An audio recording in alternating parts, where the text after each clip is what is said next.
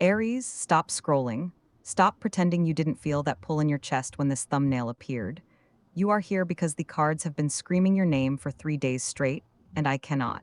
I will not sugarcoat what they are showing me. Your person is reaching out, not might, not someday. The message is already written. The call is already loaded in their throat. You are going to hear from them, and it is going to land in your hands before this week closes. And I will tell you right now, on camera with my reputation stitched to this sentence, if that message does not arrive, I will burn my entire deck, every single card, on a live stream and never read again. That is not drama. That is the only honest response to what this deck is pressing into my palms. The seeds grew, the harvest is in the barn. You are not hoping anymore. Aries, you are waiting for the doorbell. Put the phone down. No, not down, still, set it flat on the table in front of you, screen facing the ceiling, and take your hands off everything else. The laundry can wait. The group chat can wait. The half-eaten meal, the second monitor. The playlist humming in the background. Mute it, all of it. Because what I am about to walk you through is not background noise. This is not a video you half listen to while folding towels. The deck is showing me something so specific, so surgically aimed at your life, that if you give me 70% of your attention, you will miss the one detail that changes how you respond when that message lands. And you cannot afford to respond wrong. Not this time. So breathe inches. Settle your shoulders. You are here, and you are present. And that is the first thing the cards asked me to make sure of before I turned a single one. Now, I need to address the part of you that is already composing a rebuttal. The part that says, I've watched these before. They say this to everyone. I hear you. I respect that guard you've built because someone made you build it. Someone made you learn that hope is a thing people dangle and then yank away. So here is what I will say. And I will say it only once. I do not know your name. I do not know your face. I have never seen the inside of your apartment or the specific shade of your bedroom walls at 2 and when you cannot sleep. What I do know, what the deck is pressing into my fingers with an almost aggressive insistence, is the shape of you, the emotional signature, the exact frequency of the wound you've been pressing your thumb into for weeks now, checking if it still hurts, checking if you're allowed to still want them. I know the timing. The cards gave me the timing before I even shuffled. And I know that somewhere between your 4th and 7th house, there is a conversation that was never finished. A sentence that got swallowed. A goodbye that was actually a not yet. And here is the thing that makes me certain this video found you specifically, and not the 1,000 other Aries who will scroll past it. You have been rereading old messages this week. You don't have to tell me. You don't have to type it in the comments. But you opened that thread, maybe Tuesday, maybe Thursday, maybe at 1:40 in the morning when the house was too quiet, and you scrolled up not to text them, just to look, to confirm it was real, to confirm you didn't invent the warmth. The cards showed me that gesture. The deck literally showed me a hand hovering over a screen, not pressing send, just hovering. And if that landed in your body just now, if your throat just tightened or your eyes just went hot, that reaction is information. That is your confirmation that you are in the right room. You were meant to press play on this one, not the next one. This one, right now. In August of 2026, with the light coming in at whatever angle it's coming in at wherever you are sitting, you are meant to be here, and your person is meant to be reaching for their phone in the very near future. And those two events are about to collide. Let me be honest with you about one more thing before we open the spread, because you deserve honesty more than you deserve comfort. I cannot tell you who they are. I cannot tell you whether it's the one from 2 years ago or the one from 4 months ago. I cannot tell you whether the message will be 3 words or 3 paragraphs. What I can tell you, what the cards are showing me with a clarity that honestly startled me when I pulled the first one, is the energy of the contact. It is not casual. It is not, hey, how are you, tossed into the void at midnight because they were lonely? It is weighted. It is the message of someone who has rehearsed it. Someone who typed it, deleted it, typed it again, stared at the cursor blinking. And finally, pressed the button. That is what is coming toward you, Aries. And the deck insists it is coming within 72 hours. Not next month, not when the timing is right. 72 hours, the window is open. The arrow is in flight. You are not waiting for permission to believe this. You are waiting for a notification sound. And I need you to understand something about my certainty here, because I know how it sounds. I know that a stranger on the internet saying, I will burn my deck sounds like a performance. But I have been reading for 11 years, and in 11 years, I have learned the difference between a reading that hopes and a reading that knows. This is the second kind. The cards did not whisper this. They slammed it onto the table. The energy came through so fast and so pointed that I actually set the deck down and walked away for 20 minutes before I started recording, because I needed to make sure I wasn't projecting, wasn't wishing, wasn't telling you what you wanted to hear. I came back. I pulled again, same story, same urgency, same 72-hour window, same image of a hand pressing send. So I am not performing certainty for you. I am reporting it. And I am staking my entire practice, every card I own, every reading I've ever given, on the fact that your phone is going to light up with their name, and you are going to feel the ground shift under you, and it is going to be real. The spread I am using tonight is called the unsent letter spread, and I need you to understand why I chose it, because I do not pull this one often. It is 12 cards, 12 positions laid in a shape that resembles a folded page. The way a letter looks when someone writes it, folds it and then doesn't send it, tucks it in a drawer, puts it under a mattress, types it into a phone and hits delete instead of send. That is the architecture of the spread. It is built around the anatomy of a message that has been written but not yet delivered. And the reason it is rare, the reason I have only used it 4 times in 11 years of reading, is that it demands the deck show me not just what is coming, but the entire emotional journey the sender walked to get there. Every position is a room in their house that they had to walk through before they could press your name, and I cannot skip a room.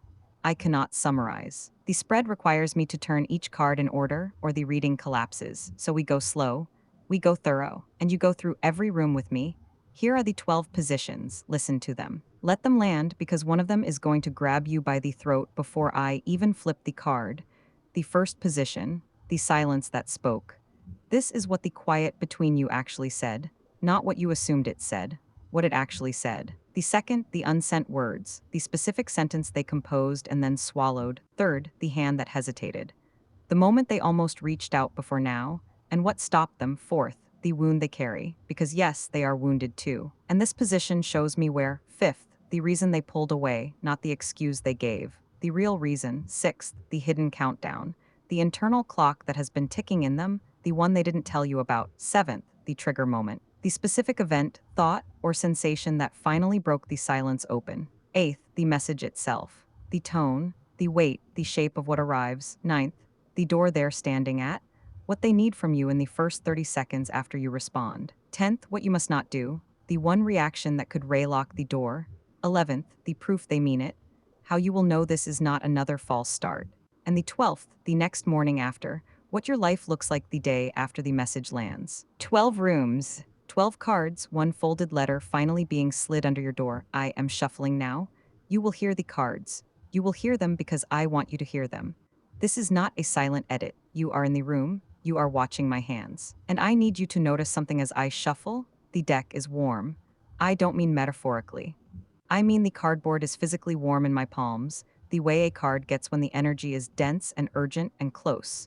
This is not a distant reading. This is not somewhere in the next 6 months reading. This is a this week reading, and the heat in my hands is telling me that before I even turn the first card. All right, the first position. The silence that spoke. I am turning it now. The Four of Swords, and I exhale because of course the deck opens with this card. The Four of Swords is a figure lying still, hands folded, 3 swords hanging above them and one beneath, rest, suspension. A body that has stopped moving because movement was causing more damage. And here is what the cards are showing me about the silence between you and your person. It was not indifference. It was not them forgetting you. For some of you, the silence was triage. They were in a space, emotionally, mentally, maybe even physically, where if they had spoken to you, they would have said something unforgivable, something they could not walk back, so they chose the silence over you to protect what was left of you both. The Four of Swords says, I lay down so I would not swing. For others of you, the silence was shame, pure, hot, paralyzing shame. They knew what they owed you. They knew the shape of the apology. And the knowing made it heavier, not lighter. Because every day they didn't say it, the debt grew, and the debt made them smaller. And the smaller they felt, the harder it became to pick up the phone. The silence was not absence. It was a person curled on the floor of their own guilt, too frozen to stand. Notice which one landed in your body just now, the triage or the shame. Did your chest loosen with the first one? Oh, they were protecting us. Or did your eyes burn with the second? Oh, they were drowning in it? That reaction is information. Hold it, we will need it later. I am turning the second card, the unsent words, the sentence they wrote and deleted, the Page of Cups reversed. And this one makes my throat tight because the Page of Cups reversed is a tender message that someone cannot let themselves send. It is love language stuck in the throat. For some of you, the unsent words are soft, dangerously soft. Something like, I think about you more than is reasonable, or I was wrong, and I need you to hear me say it out loud. They typed it, they stared at it, and then they locked the phone and put it face down because the vulnerability terrified them more than the distance. For others of you, the unsent words are angrier than you'd expect. Not cruel, but grieved, something like, you deserved better than what I gave you, and I need you to know I know that. A confession disguised as an apology. A surrender dressed up as a sentence. Either way, and the deck is very firm on this, those words are no longer unsent. The page is turning upright in the next position. The message is leaving the throat. You are going to hear it. Take a deep breath. Aries, drop your shoulders away from your ears. We are now walking directly into the anatomy of their hesitation. And I need you to stay grounded in your body because the energy here is incredibly dense.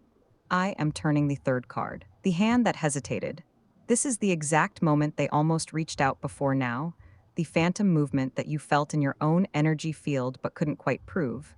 The Two of Wands. The figure in the Two of Wands stands on a high battlement, holding a small globe in their hand, looking out over a vast sea. This is the card of the threshold. The deck is showing me a very specific moment of hesitation from them, and it happened just last week. For some of you, this hesitation was entirely digital.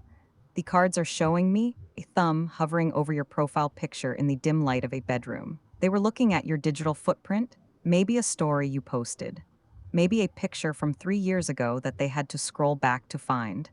They wanted to react. They wanted to send a simple emoji. They wanted to just tap the screen to let you know they were still orbiting you.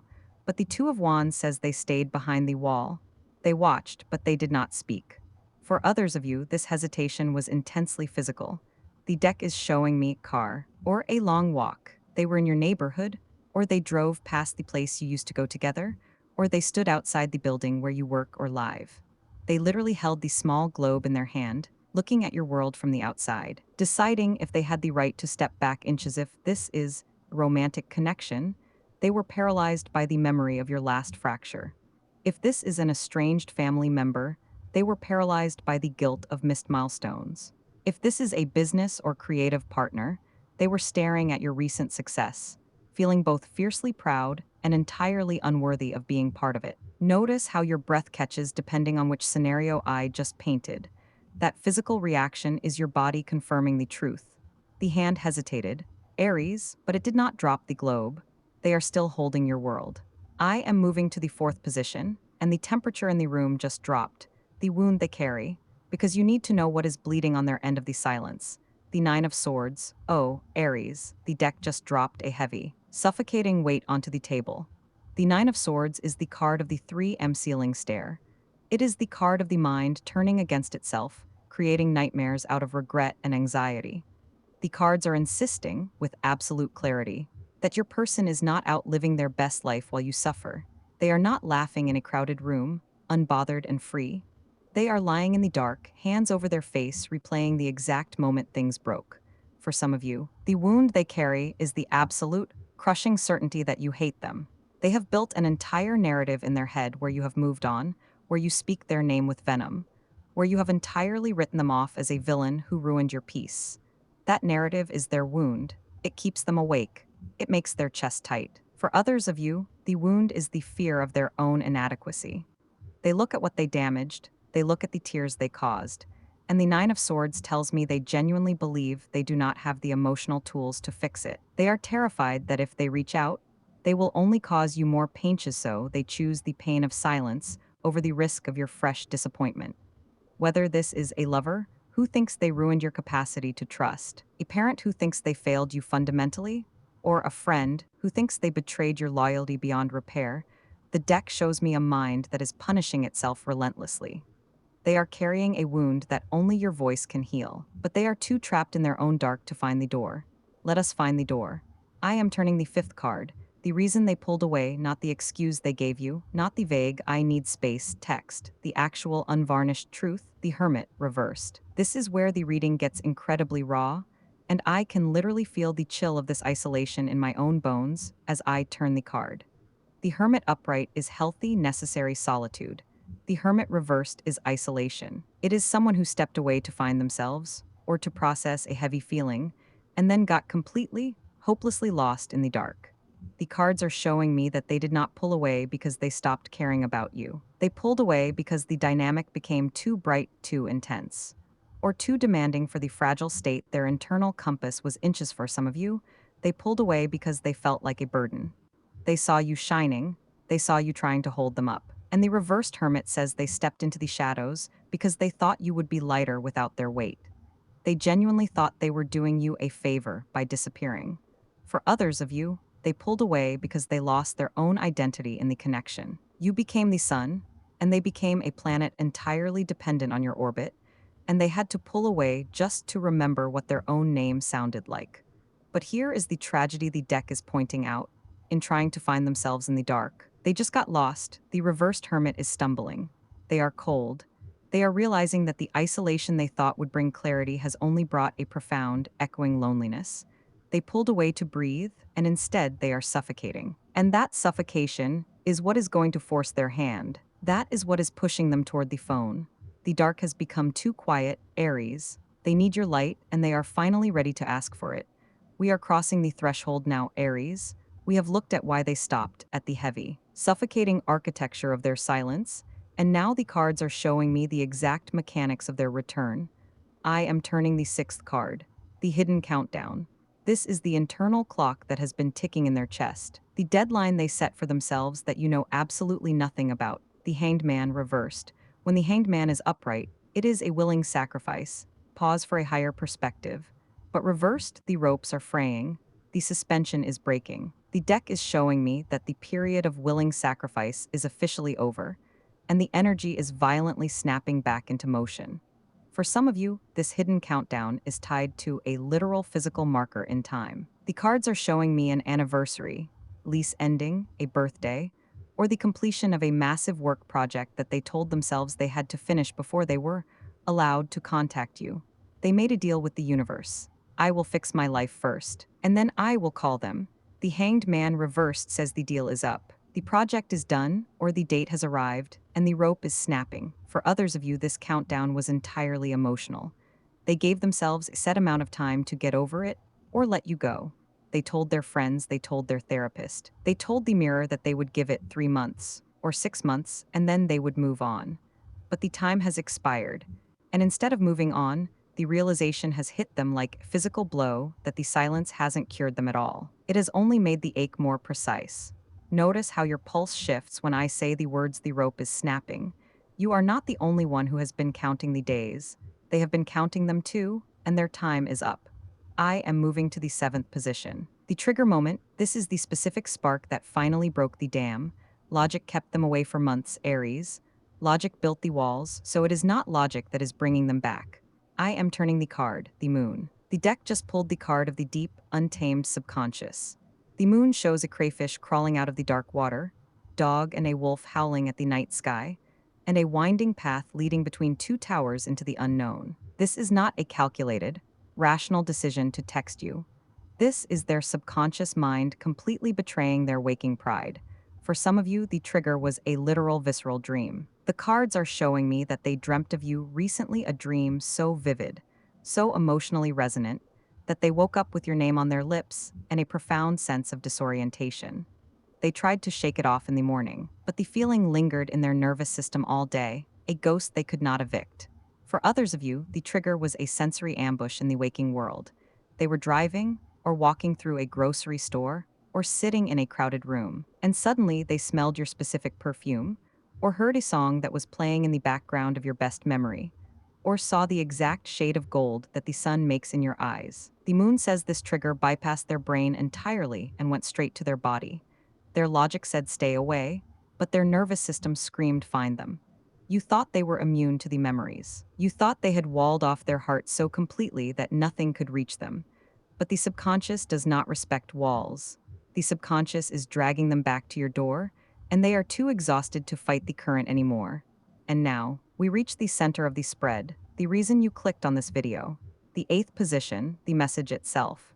I am turning the card to see the shape, the tone, and the weight of what is actually going to land in your hands. Knight of Cups. I am letting out a breath I didn't realize I was holding. Aries, because this is one of the most beautiful cards in the entire deck for this specific question. The Knight of Cups is the armored rider moving at a walking pace, holding a golden cup out in offering. This is not chaotic, impulsive drunk dial at 2 a.m. This is a deliberate, emotionally mature overture. The cup is open. The offer is real. For some of you, this message is a direct, unshielded apology. The words will be incredibly tender. They are going to acknowledge the pain they caused, and they are going to ask for the chance to make it right. They are bringing you the cup of their own vulnerability, asking you to drink from it. For others of you, the message is wrapped in the soft, undeniable language of nostalgia. It might start with, I saw this today and it immediately made me think of you, or I was just remembering that time we. But do not let the casual opening fool you. The Knight of Cups is a romantic, deeply feeling energy. Even if the words seem simple, the weight behind them is massive. They are testing the waters, offering a piece of their heart to see if you will accept it. Notice which version of the message your body is leaning toward right now. Are you craving the grand, sweeping apology? Or are you craving the soft, familiar warmth of them just remembering you? That reaction is information. It is telling you exactly what you need to heal. But the deck insists. Whichever form it takes, the cup is being offered to you, and it is filled to the brim. We are stepping up to the threshold now, Aries. The ninth position is the door they're standing at. This is what they need from you in the first 30 seconds after you respond. The cards need you to understand that their ego is entirely bruised. They are standing at your door with their hand on the knob, terrified you will slam it in their face. I am turning the card, the Ace of Pentacles. The deck is handing you a solid, heavy gold coin. This is the energy of pure, grounded reality. The cards are showing me that in that first 30 seconds, they do not need a massive emotional dump, and they do not need you to interrogate them about where they have been. For some of you, what they need is simply for you to accept the physical reality of the moment. They need you to say something incredibly grounding, like, I'm here, or okay, I'm listening, or even just answering the phone with a calm, steady voice. They need to feel that the ground beneath your connection has not completely dissolved. For others of you, they need you to match their practical energy. If this is a career or financial connection, they need you to immediately pivot to the tangible next step. Send me the document, or let's look at the calendar. The Ace of Pentacles says, do not meet their nervous, hovering energy with more chaos. Meet it with a solid brick. Notice how your shoulders just dropped when I said solid brick. Your body knows exactly how to hold this space. You are the anchor now, but right here, right at the edge of the open door, a subtle shift happens in your chest. You have spent months praying for this text, begging the universe for this call, and now that it is literally inches away, a cold spike of panic hits your stomach. The realization washes over you that receiving is actually much harder than waiting. When you are waiting, you are a victim of their silence. But now, the phone is lighting up and suddenly, the power is entirely in your hands, and that power is terrifying. Because of that terror, we must look at the 10th position, what you must not do. This is the one reaction that could raylock the door and send them back into the dark. I am turning the card, and the energy here is sharp, the Five of Swords. This is the card of the hollow victory. It is the image of a person walking away with the swords, having won the argument, but leaving behind a battlefield of broken trust. The deck is issuing a massive flashing warning, Aries, when that message arrives. Your instinct will be to defend the fortress you built while they were gone. For some of you, the trap is the urge to hit them with the ledger of grievances. You will want to say, do you know what you put me through? Do you know how many nights I cried? The Five of Swords says, if you use their vulnerability as a weapon to win the moral high ground, they will retreat. You will win the argument, but you will lose the reconciliation. For others of you, the trap is the cold shoulder. You will want to ice them out, to leave them on read for 3 days, to punish them for making you wait, to make them feel a fraction of the disrespect you felt. The deck insists, do not play the game of punitive silence. If you meet their hesitant, open cup with a wall of ice, they will assume you have moved on and they will walk away for good. Feel the weight of that responsibility settling onto your spine. it is a heavy crown to wear. Realizing that your restraint is the only thing keeping the bridge from burning. You do not need to fight them, Aries. You do not need to prove you were right. You just need to hold the boundary without drawing blood. The anger you feel is valid, but the cards are telling you to put the sword down just for the first hour. Let them step inside the door first. Once they are inside, how do you know this isn't just another false start? How do you know they aren't just lonely on a Tuesday night? That is the 11th position, the proof they mean it, the Knight of Pentacles. I am smiling as I turn this card. Because the Knight of Pentacles is the most reliable, stubbornly consistent energy in the entire tarot deck. This knight does not gallop in on a white horse making grand, poetic promises that evaporate by morning. This knight rides a heavy, dark workhorse, moving slowly, carrying a single pentacle, looking at the dirt path ahead. The proof they mean it is in the follow-through. For some of you, the proof is that they do not just text and disappear into the ether. Within 24 hours of that first message, they will ask to see you in person, or they will set a concrete, undeniable plan. They will say, "Can I come over on Thursday?" Or "Let's get coffee on Saturday at 10 a.m. They are putting boots on the ground. For others of you, the proof is that they bring a tangible peace offering. They will address a specific practical thing they left unresolved. They will return the hoodie, they will send the money they owed, they will fix the broken thing in your apartment, or they will send a long, detailed email outlining exactly how they plan to change their behavior. The Knight of Pentacles does not deal in vibes, he deals in action. You will not have to guess if they are serious. Their actions will be so heavy and so deliberate that the doubt will simply be crushed under the weight of their effort. And finally, we reach the 12th position, the last room in the house, the next morning after. What your life looks like the day after the message lands. I am turning the final card of the unsent letter spread. The sun. The deck just flooded the table with light. The sun is the card of total, unshadowed clarity, vitality, and joy. The fog is burning off, Aries. For some of you, the next morning is defined by a profound physical sensation. You will wake up, take a breath, and realize the heavy anvil-like pressure that has been sitting on your chest for months is just gone. You will stretch, and your lungs will actually expand all the way. The exhaustion of the unknown will be replaced by the bright, clean energy of certainty. For others of you, the next morning is marked by a quiet, private victory. You will look at your phone on the nightstand, and instead of feeling that familiar spike of dread or desperate hope, you will just smile. A small, secret smile. You will walk into your kitchen, make your coffee, and feel a deep, resonant hum of alignment in your bones. The sun says that the day after they reach out, you will not feel confused. You will not feel anxious. You will feel like you have finally, truly come home to yourself. The letter has been opened. The words have been spoken. And the light is pouring inches. Let's talk about the clock. Aries, because the deck is practically tapping its foot. I told you 72 hours in the beginning, and you are locking that number into your brain right now. The cards are not showing me next month. They are not showing me when the stars align in the autumn. They are showing me the next 3 sunsets. This is a Wednesday, Thursday, Friday energy. The window is narrow, the arrow is in flight, and the arrival is incredibly specific. You are picturing the exact mechanic of how this reaches you, because when it happens, your nervous system is going to try to reject it as a hallucination. The message does not arrive when you are sitting around staring at your phone, waiting for it. The deck shows me you are in the middle of something entirely mundane. You are washing a dish, folding a piece of laundry, or walking from your car to the front door with groceries in your hands.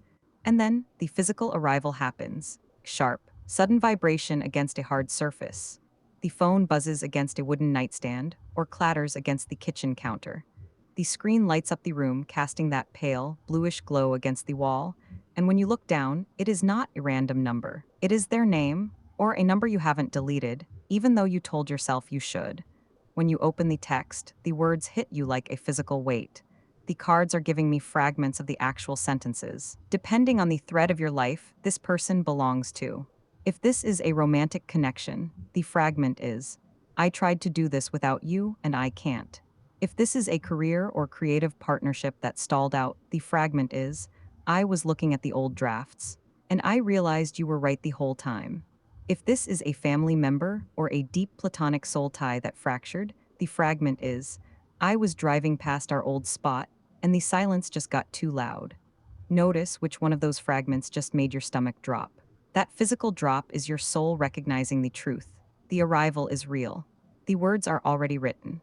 But right now, as you stand on the edge of this 72-hour window, you are addressing the ghost that has been haunting you, the dark, insidious thought that whispers at 2 a.m. If they really cared, they would have reached out sooner. The silence means I was easily replaced. I am here to shatter that lie. This is the reframe the deck demands you accept tonight. The silence is not a rejection. The silence is an incubation. Think about a seed planted in the dark, heavy dirt. If you are the seed, the darkness feels like a burial. It feels like you are forgotten, covered up, and left to rot. You feel the crushing weight of the soil above you. And you think this is the end. I am not wanted here. But the dirt is not a tomb. It is an incubation chamber.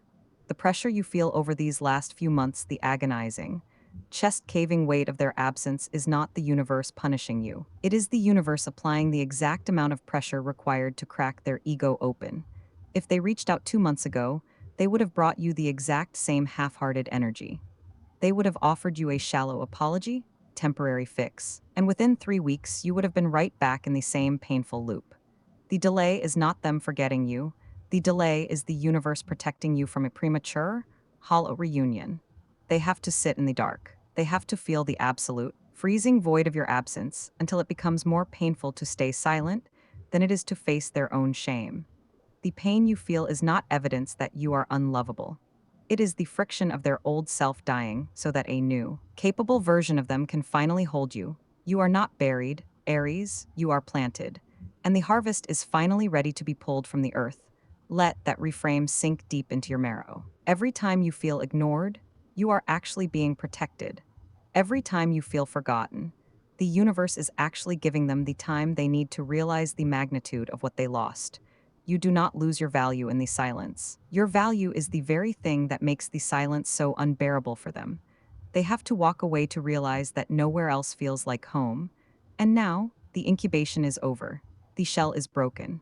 They are stepping out of the dark dirt, blinking in the light and reaching for the phone. You spend so long surviving the winter of this connection. You build these massive, beautiful walls to keep yourself warm. But the cards are telling me that the season is shifting right now. In this exact month of August 2026, the ice is melting, the ground is softening, and you are preparing your internal house for the guest who is about to knock. Because when that phone buzzes against the wood, when that screen lights up the dark room, you cannot meet them with the frantic, starving energy of the person who is buried. You are meeting them with the grounded, radiant energy of the person who has bloomed.